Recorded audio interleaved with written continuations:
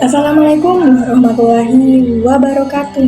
Perkenalkan, nama saya Andi Asal Satri Samelodi dengan NIM 24090150018 dari program studi akuntansi S1 kelas B Fakultas Ekonomi dan Bisnis Universitas Negeri Makassar.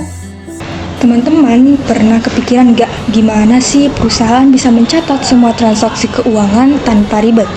Bayangkan kalau harus dicatat manual, pasti lama dan rawan salah kan?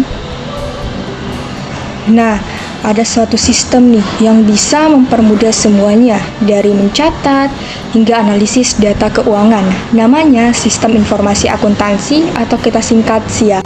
Yuk kita bahas lebih lanjut. Jadi, apa sih sebenarnya SIA? Nah, SIA adalah sistem yang membantu perusahaan dalam mencatat, menyimpan, dan mengelola data keuangan, lalu menyajikannya dalam bentuk informasi yang berguna untuk pengambilan keputusan. Nah, bayangkan sebuah restoran yang setiap harinya menerima ratusan pesanan, membeli bahan baku, membayar karyawan, dan harus melaporkan keuangan di akhir bulan. Kalau semua ini dicatat manual, pasti berantakan dan butuh waktu lama. Nah, dengan SIA ini, semua transaksi bisa langsung tercatat secara otomatis. Misalnya, saat pelanggan membayar makanan, sistem langsung mencatat pemasukan. Stok bahan berkurang secara otomatis, dan laporan keuangan bisa dibuat dalam hitungan detik. Dengan cara ini, pemilik restoran bisa melihat keuntungan, mengelola pengeluaran, dan mengambil keputusan bisnis dengan lebih cepat dan akurat. SIA nggak hanya dipakai di restoran, tetapi juga di berbagai jenis bisnis seperti perusahaan jasa, manufaktur, hingga retail. Intinya, SIA bikin pencatatan keuangan lebih efisien, akurat, dan nggak ribet. Nah, adapun komponen dari SIA atau Sistem Informasi Akuntansi itu ibaratkan mesin nih yang bekerja otomatis untuk mencatat dan mengelola data keuangan. Tapi, supaya sistem ini berjalan dengan baik, ada beberapa komponen utama yang harus ada. Yuk kita bahas satu persatu. Pertama, manusia atau user. Tanpa manusia, sistem nggak bisa jalan sendiri nih. Pengguna SIA bisa berupa akuntan, manajer, auditor, atau bahkan karyawan bagian keuangan yang menginput data transaksi tiap harinya. Kedua, prosedur dan instruksi. Bayangkan nih, kalau nggak ada aturan dalam pencatatan transaksi, pasti kacau kan? Nah, prosedur dalam SIA ini memastikan setiap transaksi dicatat dengan cara yang benar, mulai dari pencatatan hingga pelaporan. Yang ketiga yaitu data. Nah, data adalah bahan bakar utama SIA. Ini mencakup data transaksi seperti penjualan, pembelian, pembayaran gaji, dan biaya operasional. Nah, tanpa data yang akurat, keputusan bisnis bisa salah arah nih. Yang keempat itu perangkat lunak atau software. Nah, software seperti Mayop, SAP, dan Accurate membantu mengelola data dengan cepat dan akurat. Dengan software tersebut, laporan keuangan bisa dibuat otomatis tanpa harus menghitung satu persatu secara manual. Kelima itu infrastruktur teknologi.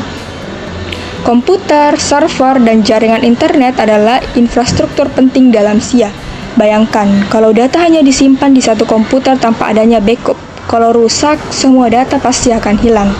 Yang terakhir yaitu pengendalian internal dan keamanan.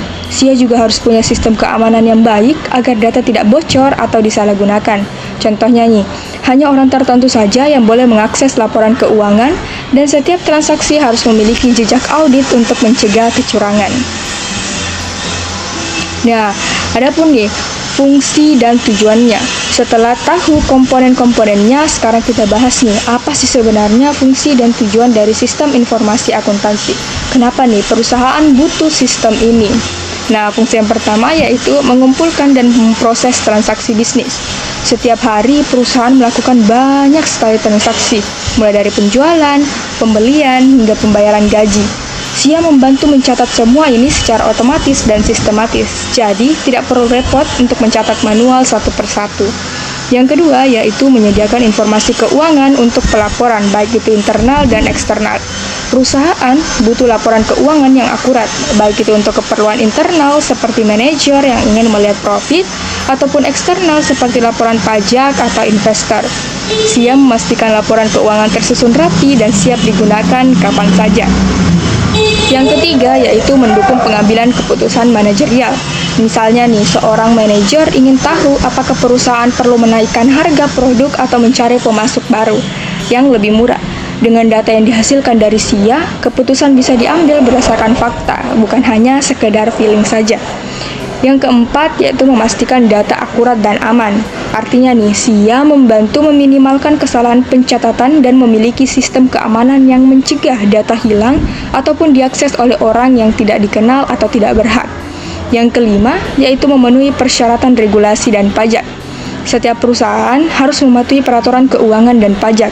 Nah, dengan SIA ini, perhitungan pajak bisa dilakukan otomatis dan sesuai dengan regulasi yang berlaku.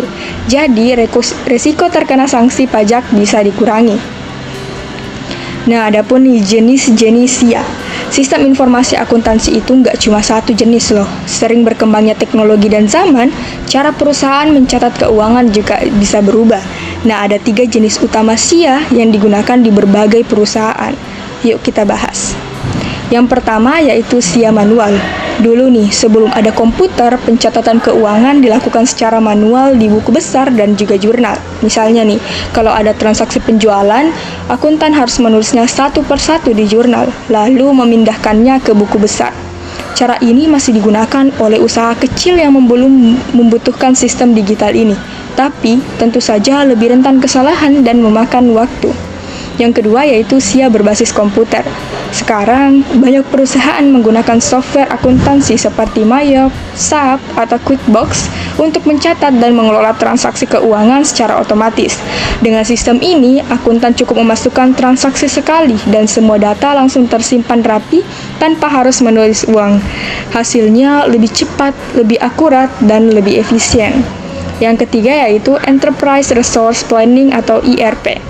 ERP adalah sistem yang lebih canggih dan terintegrasi nih. Kalau SIA berbasis komputer hanya fokus pada akuntansi, ERP menghubungkan semua bagian bisnis, mulai dari keuangan, produksi, pemasaran, hingga manajemen sumber daya manusia.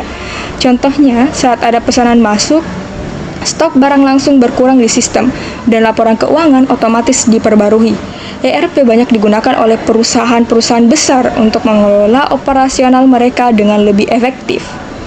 Nah, kesimpulannya nih, dari semua yang sudah kita bahas, bisa kita simpulkan bahwa sistem informasi akuntansi atau kita singkat SIA adalah alat yang sangat penting membantu perusahaan dalam mencatat, mengelola, dan menyajikan informasi keuangan dengan lebih efisien. Nah, adapun nih keunggulan SIA, yaitu meningkatkan efisiensi. Proses pencatatan lebih cepat dan minim sekali kesalahan. Kedua, akurasi. Data keuangan pun tersusun rapi dan dapat dikandalkan. Ketiga, keamanan. Mengurangi resiko kehilangan atau adanya manipulasi data. Adapun tantangan SIA yaitu biaya implementasinya itu sangat besar dan membutuhkan investasi yang besar. Kedua, resiko keamanan. Data digital rentan terhadap peretasan jika tidak dilindungi dengan baik. Kesimpulannya nih, SIA bukan hanya sekedar alat pencatatan, tetapi juga fondasi utama dalam pengambilan keputusan bisnis yang lebih strategis.